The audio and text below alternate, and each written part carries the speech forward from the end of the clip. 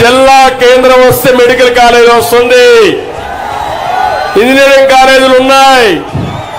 జిల్లా కేంద్రం చేసి రాజంపేటని ఒక మంచి నగరంగా తయారు చేసి అభివృద్ధి చేసే బాధ్యత, మెడికల్ కాలేజ్ కూడా ఇచ్చే బాధ్యత మాదని మీ అందరికి హామీ ఇస్తున్నాం.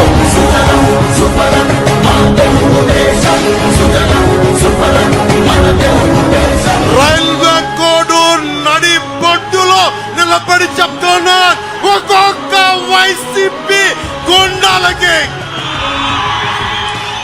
ప్రాణత్యాగం అలా వదిలేయగల గుర్తుపెట్టుకో. కానీ సగటు మనిషిని బాధిస్తున్నారు మీరు, సగటు మానవ హక్కుల్ని కాలరాస్తున్నారు మీరు. మీ అంతు చూస్తాం, వీధుల్లోకి లాక్కొస్తాం, మర్చిపోకండి. శ్రీకాకుళం నుండి చిత్తూరు దాకా సిగులెన్నో సృష్టించి కవిత చూడాడు. 13 జిల్లాల ప్రగతి రథసారథిగా హనుమన్నదే శ్రమించువాడు. అన్నమయ్య ప్రాజెక్టులు కట్టలేడు గాని 3 రాజధానులు కడతాడంట ఈ అసమర్థ ముఖ్యమంత్రి. రైతులు ఉన్నారు, చాలా ఇబ్బందుల్లో ఉన్నారు.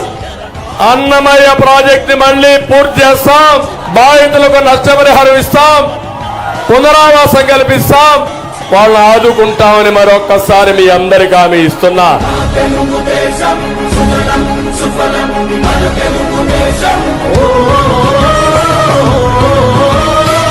రాయలసీమ ఒకరి గుత్తాధిపత్యమా, జగన్ గుత్తాధిపత్యమా? రాయలసీమ ఏం మాట్లాడతావు నువ్వు?